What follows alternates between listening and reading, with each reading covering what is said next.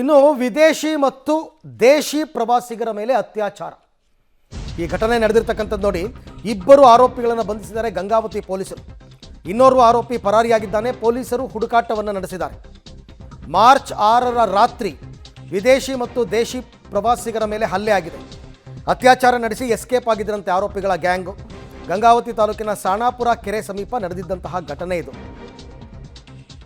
ಇಬ್ಬರು ಈ ಥರ ಅಲ್ಲಿಗೆ ಬಂದಾಗ ಸಂತ್ರಸ್ತ ಮಹಿಳೆಯರು ದೂರು ಕೊಟ್ಟಿದ್ದರು. ಅದರ ಆಧಾರದಲ್ಲಿ FIR ಕೂಡ ಮಾಡಿಕೊಂಡಿದ್ದರು. ಅತ್ಯಾಚಾರ, ರಾಬರಿ, ಕೊಲೆಗೆ ಯತ್ನ ಅಂತಕ್ಕಂಥ ಪ್ರಕರಣ. ಸಂತ್ರಸ್ತೆಯರಿಗೆ ವೈದ್ಯಕೀಯ ಪರೀಕ್ಷೆಯನ್ನು ನಡೆಸಿದ್ದಾರೆ ಪೊಲೀಸರು. ಈಗ ಸದ್ಯಕ್ಕೆ ಮೆಡಿಕಲ್ ರಿಪೋರ್ಟ್ ಕಾಯ್ತಾ ಇದ್ದಾರೆ. ಅತ್ಯಾಚಾರ ಆಗಿದೆಯಾ ಇಲ್ವಾ ಅಂತಕ್ಕಂಥದ್ದನ್ನು ತಿಳ್ಕೊಳ್ಳೋದಕ್ಕೋಸ್ಕರ.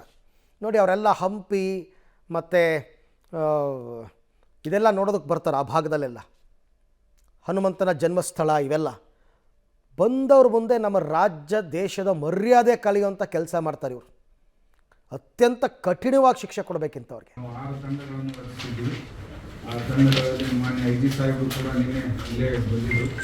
ಅವರು ಕೂಡ ಸೂಪರ್ವೈಸ್ ಮಾಡಿ ಆ ತಂಡವನ್ನು ಅದು ನಮ್ಮ ಅಡಿಷನಲ್ SP ಹೇಮಂತ್ ಕುಮಾರ್ ಹಾಗೂ ಗಂಗಾವತಿ DSP ಪಾಟೀಲ್ ಅವರು ಲೀಡ್ ಮಾಡ್ತಾಯಿದ್ರು. ಆ ತಂಡದಲ್ಲಿ ನಮ್ಮ ವಿಠಲ್ ಅವರು ಅವ್ರದೇ ಠಾಣೆಯಲ್ಲಿ ಆದಂಥ ಅವರು ಲೀಡ್ ಮಾಡ್ತಾಯಿದ್ರು. ಹಾಗೂ ಸೆಂಟ್ DSP ಯಶವಂತ್, ಟೌನ್ PI ಆದಂತಹ ಪ್ರಕಾಶ್ ಮಾಡಿ, ವುಮೆನ್ ಠಾಣೆಯ PI ಆದಂತಹ ಆಂಜನೇಯ, ಹಾಗೂ ನಮ್ಮ ಕನಗಿರಿ ಚಾರ್ಜ್ ಆದಂತಹ ಫೈಜುಲ್ಲಾ, ಇವರೆಲ್ಲ ಸೇರಿದಂತೆ ತಂಡವನ್ನು ರಚನೆ ಮಾಡಿದ್ವಿ. ಹಾಗೂ ಇನ್ನೊಬ್ಬ ಇನ್ಸ್ಪೆಕ್ಟರ್ ಆದಂಥ ಮಹಂತೇಶ್ ಸಜ್ಜನ್ ಇವರು ಕೂಡ ಇದ್ದರು. ಇವರು ನಮಗೆ ನಮ್ಮ ಬಾತ್ಮೀದಾರರಿಂದ ಹಾಗೂ ಸಂಬಂಧಿತ 2 ಆರೋಪಿಗಳಿಗೆ ನಾವು ಅವರ ಹೆಸರು, ಒಬ್ಬನು ಮಲ್ಲೇಶ್ ಅಲಿಯಾಸ್ ಮಲ್ಲು ಅಂತೇಳಿ, ಇವರು ನಮ್ಮ ಸಾಯಿನಗರದವರು, ಇಲ್ಲೇ ಗಂಗಾವತಿ ಸಾಯಿನಗರದವರು.